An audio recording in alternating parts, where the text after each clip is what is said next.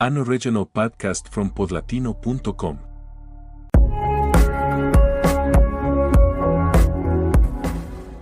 Some problems seem simple until you actually try to solve them.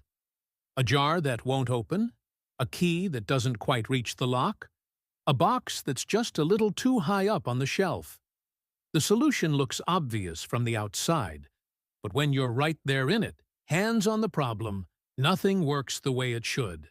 And the first instinct is always to force it. Push harder. Try the same thing again, just with more energy, as if the problem were about effort rather than approach. There's a very old story that starts exactly like that. Someone needs something badly, tries the most direct path, fails, and then has to make a choice. Keep hitting the same wall, or find another way. The main character isn't a person, it's a crow. And the problem is water. The scene is simple. A crow has been flying for hours under a merciless sun. It's thirsty, that deep kind of thirst that starts to cloud your thinking. Then, from up in the air, it spots something that stops it cold. A jug. Clay, tall, with a narrow opening at the top. And inside, at the very bottom, there's water. Not much, but it's there. The crow lands on the rim and tries to drink. It dips its beak in. Can't reach. The water is too far down and the jug is too narrow. It tries again, stretching further. Still nothing. The jug doesn't move. The beak isn't long enough. And the water just sits there, just out of reach, as if taunting it.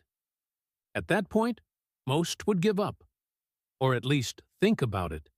The thirst is pressing, the failure is frustrating, and every instinct says to move on and look somewhere else.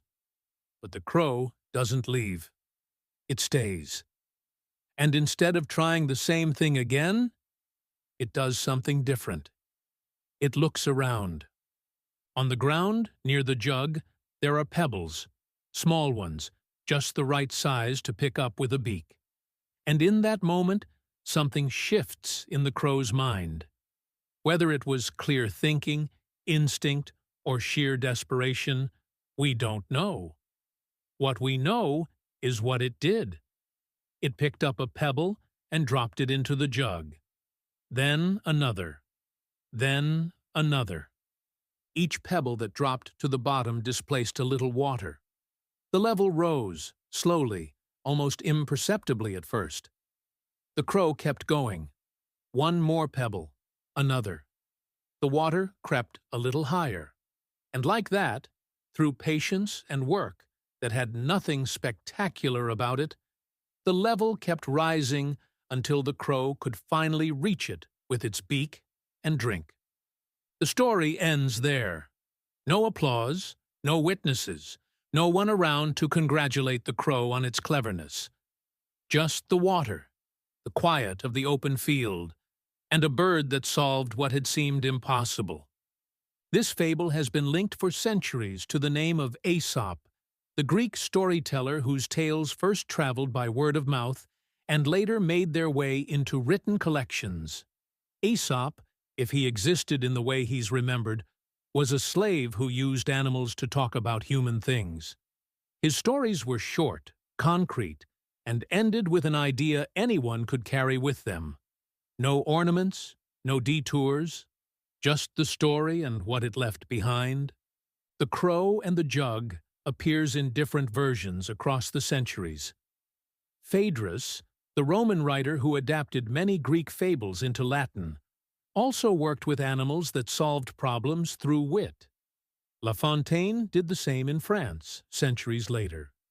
The story of the crow traveled through different cultures and changed in its details along the way, but the core stayed the same. An animal in trouble that can't solve the problem head-on, and instead of giving up, thinks. What's interesting is that this fable isn't about a brilliant solution. Nobody would call dropping pebbles into a jug a stroke of genius. What makes the crow stand out isn't that it discovered something new. It's that it didn't stay stuck on what wasn't working. It looked at what was already there, connected two things that already existed, and acted with patience. That's all. And that, as simple as it sounds, is actually pretty rare. There's something in human nature, and maybe in the nature of any creature facing difficulty, that pushes toward repetition, toward sticking with what doesn't work because at least it's familiar. Changing your approach takes more than just trying harder, because changing means admitting the direct path isn't going to get you there, and that stings a little. That pattern shows up in all kinds of places today. At work, when someone has spent weeks sending emails that go unanswered and keeps sending the exact same email. In hard conversations, when someone repeats the same argument louder, hoping this time it'll land. In projects that stall because the only idea on the table is doing the same thing with more resources or more hours. The crow's solution wasn't a miracle. It stopped. It looked. It used what was available. That's sometimes harder than it sounds, because stopping when something feels urgent feels like wasting time. The crow's thirst was real. The danger of not drinking was real. And even so, instead of panicking or giving up, it paused and looked for another way. There's also something in this story about accumulation. The crow didn't solve the problem all at once. Each pebble it dropped was small. The effect of a single one was nearly invisible. But the crow didn't wait for something dramatic to happen after the first drop. It kept going, and the final result was the sum of many small steps, none of which looked decisive on its own. That's something that gets lost pretty easily. We want the first action to fix things. We want the first workout to show results. We want one difficult conversation to change everything. And when it doesn't happen, we read it as proof that it's not working, rather than as a sign that we just haven't dropped enough pebbles yet. The crow in this fable wasn't the biggest animal or the strongest. It didn't have more water than anyone else. It had the same as everything around it, and a problem that looked like a dead end. What set it apart was that it didn't stay locked on the first failed attempt. It looked around, and when it found something, it used it, steadily, one small step at a time. There's a kind of quiet dignity in that, in solving things without an audience, without an elegant process, without an impressive solution. The crow didn't do anything heroic. It did something useful.